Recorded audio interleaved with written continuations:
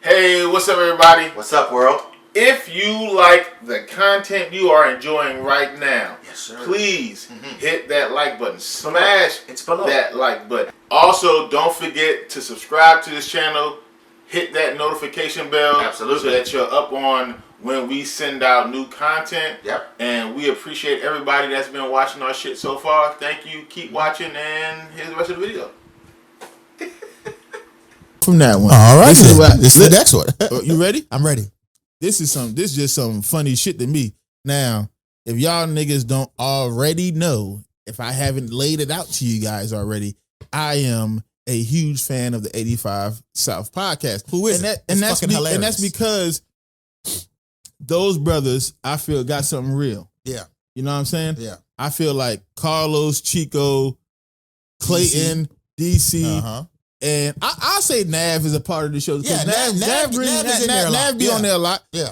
I'll say they got something, and I'm gonna be straight up with you. That I show was think hilarious. just the not the podcast. Mhm. I think the podcast is gonna continue to grow, but their actual comedy show Oh man. in the next year or two is gonna be the hottest ticket in comedy.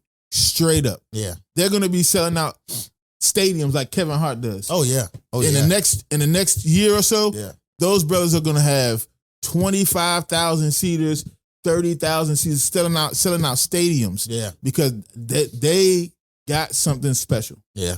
in my opinion, right? And so I always tune into them. You know what I mean? I always tune in. I always like seeing that shit where three, especially when you get three brothers, and they, you know, Chico from DC, Mm-hmm.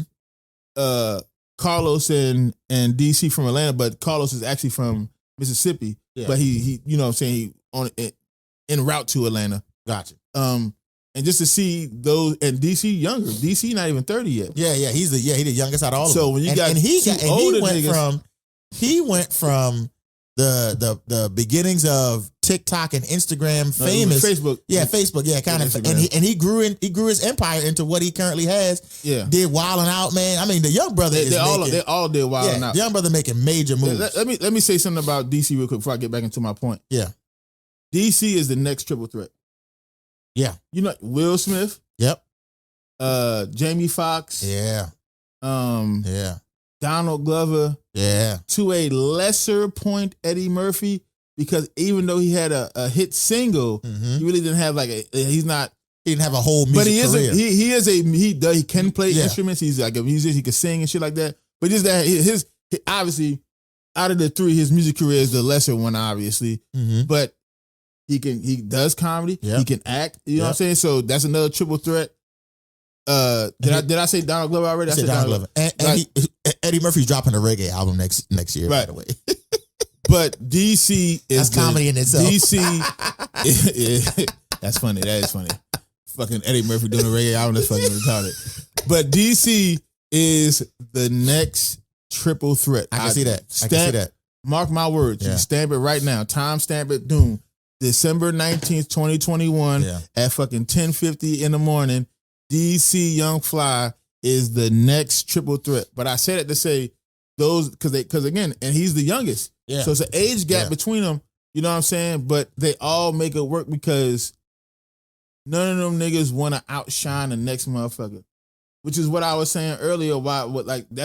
That may be to me the issue with the Breakfast Club, because it's like, They can't help it. they're all like trying to do their own thing to the point where it's like, well, I need to shine. Well, I need to, like, none of them niggas wanna, like, none of the niggas on the 85 South show wanna outshine the next nigga, right? So I just wanted to let, so anyone who's listening who doesn't understand what the 85 South show is, who hasn't watched it before, that's what that is, right?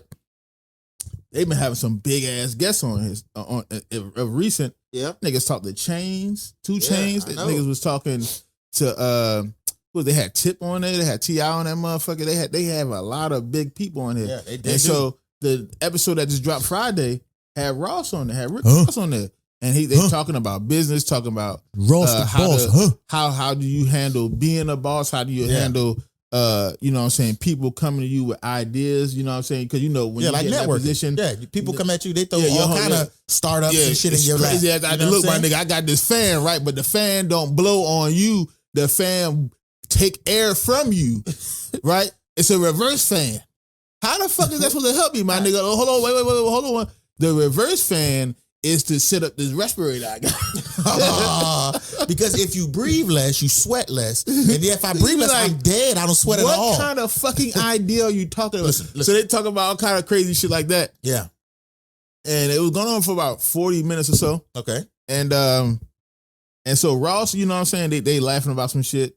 They, smoking and shit. Smoking, eating. He obviously plugged Wingstop and shit like that. Gotcha. Thigh stop too. Yeah, thigh stop too. Stop. Okay. No, I'm not mad at Ross because you getting that money. You getting that money. But and that was clever. That the fact that last year when they had the wing shortage, he was like, "We got a wing shortage. What we gonna do?" Somebody in that room was like, chicken, nigga. Somebody was like, "Is it a piece of chicken?" Yeah, they was like, "It's a piece of chicken." Thighs, breast stop. Breast stop sound like a breast stop, leg stop. Yeah. So niggas was like, how about we sell thighs, Ross? And Ross was like, yeah, thighs are more flavorful anyway. And it was like, you know what? That's what we go do. Yep. Thighs. I say, you know what? That's ingenious. I don't want legs, but I got. I don't want. Yeah, but drum stop. Would it be drumstick stop? Yeah. Drumstick stop. Drum stop. Flat stop. No, you can't do because flats is a part of the wings. Oh, so you get the legs, right? You get the motherfucking leg because it's almost like eating a wing. You know what I'm saying? It's the same kind of thing. It's like eating like leg quarter style. Yeah. Look at the whole thing of leg quarters. Anyway, all right, I'm sorry. Go ahead. Ross was like, "Hey, let me go to the bathroom real quick and take off this jacket. Then we come back and continue." All right, so they getting hyped. They like, hey, DC and they getting hyped, dancing and shit, still eating his wings and shit. I think Karlous was rolling another one. Yeah, they waiting for Ross. A bike would. A bike would. They all sitting there. They, you know what I'm saying, about to get it back in. Yeah, they about to get it back. Because the show, according to the timestamp, I was watching on YouTube. According to the timestamp, the video was like 2 hours long. Oh, okay. So okay, it's 2 hours. He gonna be the whole. He gonna be there for a long time. And they usually chop it up. Tell me why on this the couch. nigga didn't come back for the bathroom. Tell me why the nigga Ross left. That didn't close the window. You know what? That nigga that lost all that weight. That nigga got some shit going on in his head. That nigga could finally fit through the window, and that nigga took the. This shit was exit. So funny, bro. Why? He just left. Because bro, look. The producer came in and he was like, yeah, he left. He's like, what? He's like, Ross, he left. He and the DC was looking at the nigga like, he just left, huh? He ain't said shit. He said, buy nothing. Nigga just left.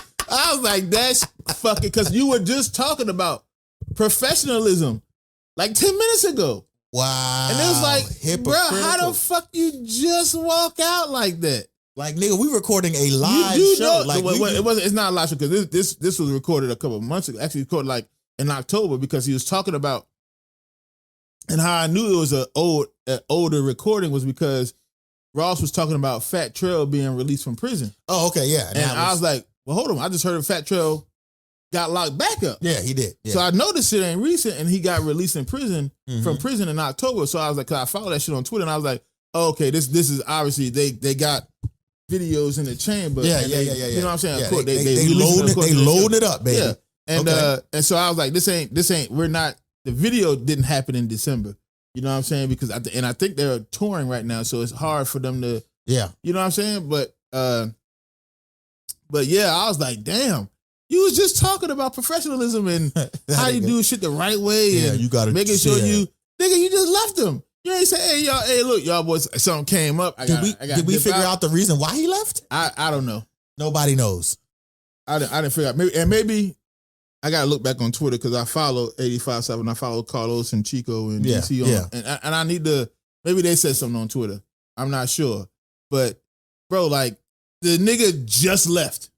He just got up and left. They might have smoked that. Look, and I know them boys blow some powerful gas on that show. They might have smoked Ross retarded. But listen, nah, bro. Ross might have not been able to tell you like, huh. Maybe he was in the bathroom breathing. He was like, huh? I was on conspiracy shit. I was on conspiracy shit, right? Because it's a little situation between him and Meek, right? Oh, okay. Between Ross and Meek, where Meek was like, I ain't never got paid by none of my labels. You know what I'm saying? Ross ain't never paid me. This person ain't never paid me because and I was like, all right, well, he asked him because Chico asked him a question about Jay-Z, how it is to work with Jay-Z and how, does Jay-Z bring the best out of you because you're working with someone who's so legendary, Yeah. And his answer was kind of like a PC answer, and I was reading into that like maybe Ross may be upset with Jay-Z just as much as he may be upset with Meek. Maybe he's even less upset with Meek and more upset with Jay because maybe Jay tried to take Meek from him. And so maybe that's why he back off his shit. Okay. And maybe because he was smoking on that, he was like, all right, the truth. Shit. Yeah, I'm the gonna say truth might some come shit. out. Let me get the fuck on, or let me get out of here. Let me get out of here for some shit boil over. Right. Because he was like, look, because nigga, I can survive against 50, but I can't survive against Jay. Like I can get into a, you know, I can have my beef with 50. I just can't do Jay. Jay will crush me. I wouldn't think like that because that wouldn't be a very boss move to think like that. I would say it's very strategic. You know what I'm saying? That he just, hey, let me go to the bathroom real quick. But I'm okay. All right. So you could have just took out the jacket right there. Yeah. Okay. So listen, you but right. He didn't take out the jacket right there. No, he said, if he knew to take off the jacket, listen. I got you. You could have took off your jacket and left it on the couch. Yeah. And people do that shit all the time. Right. Him saying, let me go to the bathroom and then I'll take off my jacket and we can get it and we can keep it going. Took the jacket with him. Because he didn't want to have to come back to get the jacket. That's right. But he didn't take it off on the couch. That's right. You know what I'm saying? Yeah, he right. just took the jacket off then. You're right. It was hot. You're right. But he took it with him. Because he knew he wasn't coming back. He wasn't come back. Ross started that interview with like, man, I'm about to get the fuck on. No, he didn't start the interview like that. It's when I think the turning point was when Chico asked that Jay-Z question. It was like, but it wasn't a prying question. It wasn't like, right. But if you got issues with a motherfucker and you ask a certain question, right? Again, you smoking, you might be the mind start. You not it. I don't give a fuck what people say about marijuana, right? Mm-hmm. I don't have an issue with marijuana. You feel me? I don't. Not at all. You get me? You get what I'm saying? Neither do I. Not the plant, nor edibles, or none of that shit. I think this shit is good. I think it's great. What I'm saying is, when you do it though, it does alter the state of your mind. You want to argue, it makes you feel like I can work better in this. Okay, that's whatever it is for you. It is for you. It is for you. It absolutely does change it. Yeah, unequivocally, scientifically alters the way your brain is working for a period of time. Mm-hmm. That's what it does. Okay, the THC in it has mind altering effects. Yeah, got it. Okay, so at that point, he may have been thinking like, oh, these niggas gonna keep going, and I'm in a mode where, you know, when I smoke with my niggas, we just start letting shit fly. Okay, true, but I may let shit fly right now, and it may exacerbate situations. But he should be able to do. He should be able to. He's been in the game long enough. He's been the boss long enough. He should be able to answer a question without any vitriol. He should be able to answer a question without throwing no hate, no shade, no nothing like that. I think he should be well versed on how to conduct himself in an interview. Right. You know, under weed or not. Remember, no.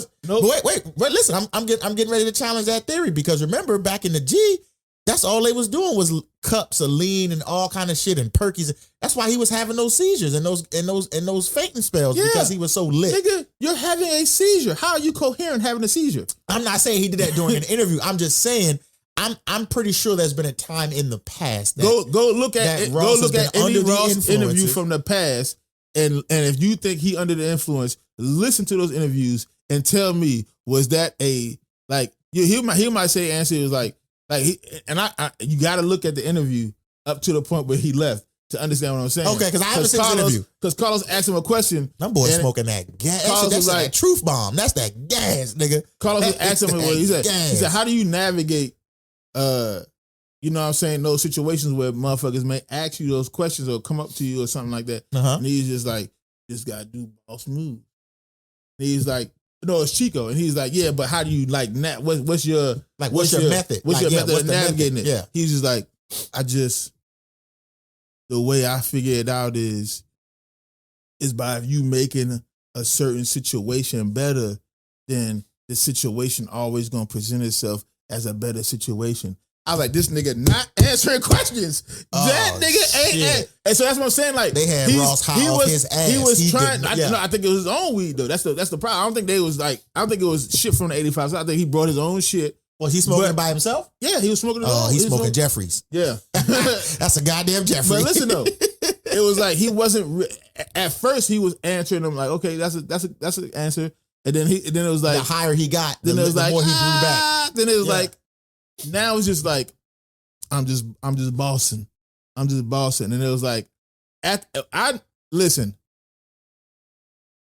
I am an advocate for marijuana, okay, in a specific context, obviously, in a safe context, of course, right. So always I'm an advocate. Recreational. All right. Yes, indeed. Yeah. I understood what was happening because when you feel good, you can still operate. That's correct. When the shit start taking over, certain things start becoming less and less. You be and then in the couch, depending on the strand, depending on the type, depending on the amount of THC, whether it be the flower or an edible. Things just so you can either shut the fuck down completely. Yeah, and that's what was happening. Or that's what some things may come out that you may not have wanted it to come out that way. That's true. And so what I'm saying is that is 100% true. Shout out because I love you because I think shout out because I love you. Yeah, I think he was shout out because I love the shit out you. Yo, I ain't even gonna put up business out there like that, but Thanksgiving. Shout out because I love the shit out you. We rented a beautiful vacation shout home. Out because we had Thanksgiving in the fucking mountains of North Carolina. It was fucking dope. Funny, yo. But yo, that first night at the crib, that shit was hilarious. Shit was lit. Anyway, that's what I'm saying. Yeah. So the truth may come out. Absolutely. And I think he was like, let me get the fuck out. Before I say something, let me get the fuck out. Let me get the fuck out. It's crazy. But he was so high, he forgot to tell him he was leaving. I was so high because it was tell you. I think it was that I was leaving because the meat question was gonna come sooner or later, or they were gonna ask something. They asked a question about Meek, but it wasn't that context. It was correct. You know what I'm saying? To having motherfuckers on your label like Meek and Wale. Yeah, man. So it's like it was going to be said a certain way by the 85 South, especially by Chico, because I think Chico was like really trying to like, and he wasn't doing it in a malicious way. He was like, "This is fucking Rick Ross, bro." Yeah, he's like, I need information. I done seen some shit, and you know they got more information than we do as a general public because they in the industry. You know what I'm saying? So clearly they'll have more information. So he may have just been asking these questions for his own understanding. That's what I'm saying. Like, so he's like, trying to boss up like him. Yeah, you know what I'm saying. And I'm not saying Chico not a boss, but it's like again like Meek said, there's levels to it, right? Absolutely. So it's like Rick Ross is a different level boss than Chico is. That's right. Chico trying to get to that level. True. What's the blueprint? Like, give me the 411. No pun intended. No pun intended. But you know what I'm saying? What's the blueprint? What is the blueprint to trying to figure it out? And it was like, okay, I could read between the lines, but like, especially with everything, like you listen to Rick's new album, you can hear certain lines in it that was like, oh, that was a shot. Yeah, definitely. That's not, again, if you're saying what you're saying, like all these years of niggas being in this space, they know what to say, what not to say. That's right. So when you say shit and it sound like that, that meant it was intentional. That's what it was to sound like that. Absolutely. Because you knew I'm attacking your theory. Yeah, if you knew it sounded like that and kept it in there, you want it to sound like that. That's true. Because when you make a record, it goes through mixing and mastering, and you hear hundreds of hours of engineering. Right, hundreds of hours. So you know it sound like that. Mm-hmm. You heard it sound like that, and you kept it in there. That's because you wanted it to sound like that, right? And so that's all I'm saying. When you hear certain shit, and that's a shot, that's a shot, that's a shot. There's issues going on. Get me? Got you. And so you believe that there may be an undercover issue between Rick Ross and Jay-Z. No, it's not. It's definitely an undercover issue between Ross and Jay because of the Meek situation. And if Meek is like, but if you fumble a talent, that's not on Jay, that's on you. Like, but here's the problem though. If Meek always crying about nobody paying me, nobody paying me, nobody paying me, nobody paying me, then it's like, why are all these record labels not paying you, my dude? Because Lil Baby ain't got that problem. Lil Baby getting money out this motherfucker. Money. Lil Durk don't have that problem. Durk just proposed to his girlfriend last night. You know what I'm saying? Finally. Fine, yeah, at all of a decade or some shit like that. Yeah, hey. Congratulations, baby girl. I'm not going to steal your thunder. Congratulations, congratulations, Dirk. India, but I'm saying Dirk don't have that problem with labels jerking him. He getting cash. You know what I mean? And you know what? I gotta honestly say this too, man. I remember a few years ago when I asked the question. I don't know if I was talking to you or somebody else, but I was like, man, why are all these rappers staying independent? I said, damn, what? You just think of, we all know the record labels are monstrous machines of just fucking. I'm gonna fuck this person over. I'm gonna use this person to the best I can, and so on and so. We've known that for years. We're not guessing at that. That's nothing new. But I kept wondering. I was like, wow, all these people keep saying I'm gonna die. I'm gonna stay independent. K Dot was like, I'm gonna stay independent. It's a better long. And now it makes sense. Now that you're starting to see, like, you know what I'm saying, like the Little Babies and the Dirks. Like, look, these young niggas out here getting this money, and it's all because you're getting a deal masters, like look everything. Look at Meek. You know what I'm saying? If you're getting deals with record labels, there's a possibility that you may get jerked for your money. If you don't know how to navigate through a contract legally, that's right. You may be signing yourself into the vicious 360 deal where you are on this label, MMG. Right. Yeah. And then once you make an album, you got to pay MMG. Yeah. But because MMG is attached to Atlantic Records, you got to also then pay Atlantic Records. So it's like boom, boom. Before you get anything, it got to go through, and you got to cut MMG a check. That's right. You got to cut Atlantic a check. Then it'll come back to you. That's a 360 deal, bro. That's right. You got know what I'm saying? Writers, producers, engineers, studio time. I'm not even saying. I'm just saying off the bat. Just the cuts. When the main pot comes there you go. When the gross is the first divvied. Two people gonna be MMG and Atlantic, right? They're gonna want their money. Crazy. And so and if you sign yourself to that, it's like, listen, to make any real money, you got to stay on the wheel. You got to continue to keep it going. And that's why it's like, bro, and that's what Nip was saying, like, just. Because if you, let's say you're independent, right? Yeah. And you sell 1 million records independently. Mm-hmm. Well, a record company can't come to you and try to pay you like you've only sold 100,000 records. Yeah.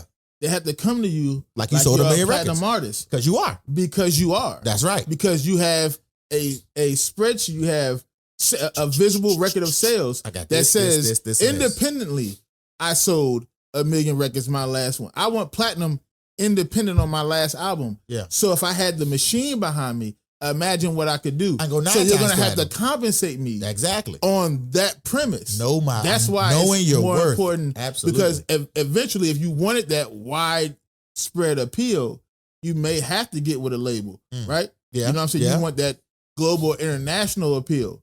But if you sold 10 million records independently for your career so far, they have to come to the table with that in mind. Like, they can't just be like, here go $1 million and, you know what I'm saying, a signing bonus of $250,000. No, nigga, my record deal is this. Yeah. And I'm keeping my masters. That's right.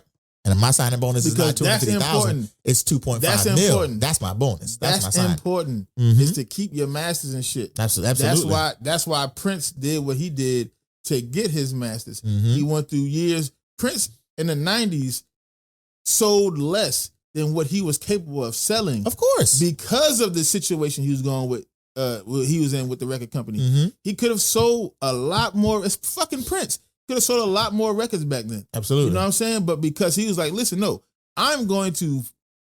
this is what I'm, and he was ahead of his time because now everybody want to be independent. That's right. When he was telling niggas to be independent, niggas was like, you crazy nigga. Yeah. You better get this money, get this. He was telling you, he was so ahead of his time. He was 30 fucking years ahead of his time. And I remember him saying it too. He's like, that's your art. Why. He said, that's your art. Do they pay less for Picassos?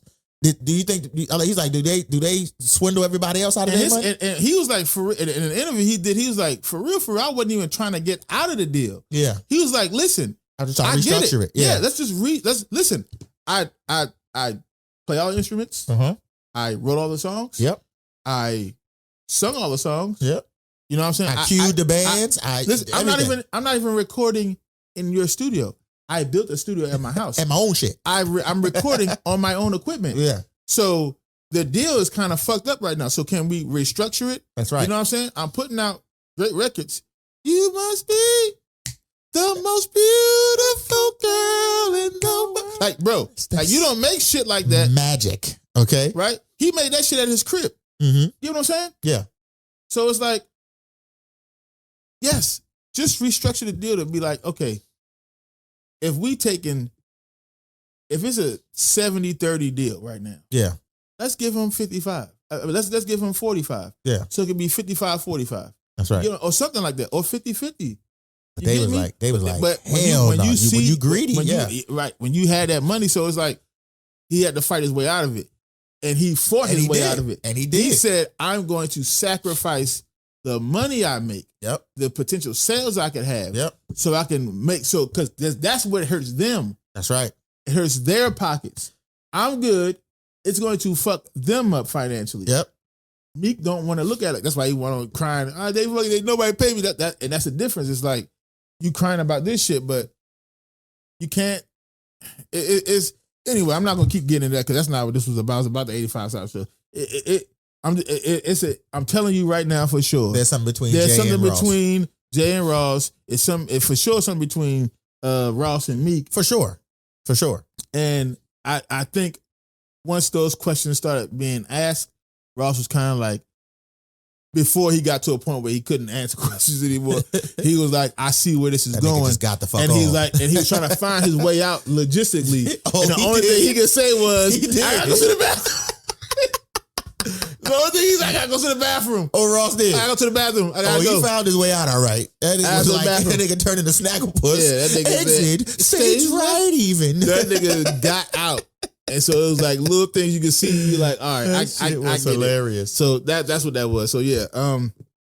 But shout out to the 85 Central because after that, after he left, they made jokes about it and then moved on. That's it. Like nothing. Okay, but you know what? The show must go on. Get like motherfucking Goody Mob said, one monkey don't stop the show. Let's keep it going. That's hilarious. And it's a good another good episode about a 224. Not 224. That's us. That's us. No, but you speaking that to existence. Go ahead. Speak another great episode about the 85 South show, man.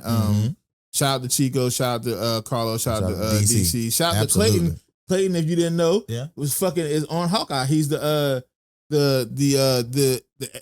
firefighter who took Ronin's suit. You know what I'm saying? Word. A lot of people don't know that. Oh, okay. That's Clayton. That's from the 85 South show. Oh, okay. Shout out to Nav. Nav Green. Nav funny as fuck too, bro. You ever, Nav is never hilarious. Watched Nav Green comedy, bro? I think it's at Nav Green on Twitter. He's fucking hilarious. Y'all go check him out, man. Nav is funny. Karlous, I'm gonna be straight up with you right now. Right now, to me, of the comedian that are like actually like working and stuff like that, bro. Right now, in my personal opinion, Nav top 10. Not Nav, but Karlous top 10, bro. Yeah, Karlous is fucking hilarious. Karlous top 10 right now. Yeah. As far as like, have you ever seen a set of Karlous he got doing stand up, bro? Yeah, he got two sets. Is that one set at the Laugh Factory where you talking about old black man? That shit is hilarious. I'm talking about his current shit, not even the shit back then, but even that shit back then was, I'm just talking about current shit now, 2020 and forward. Just watch Karlous work on stage, bro. The nigga is hilarious, bro. Like, I'm excluding like legends like Bill Burr, Dave Chappelle, obviously, motherfuckers. Yeah. I'm just talking about like the Michael Che's of the world, the motherfucking Theo Vons of the world. Oh yeah, you know what I'm saying? Yeah. You have to put Karlous in that category because that nigga Karlous is a genius up there, bro. Like if you understand comedy for real, like you understand like Karlous is a fucking genius, bro. Like for real, like on stage, the nigga is incredible. And that's not to take away from Chico or DC and DC because they all hold their own in their own right. All them niggas are hilarious, but like Karlous is a fucking genius, bro. Like, and if you don't see that shit, you are missing out. That nigga is a genius. So shout out to the 85 South show, man. Yeah, that shit was funny.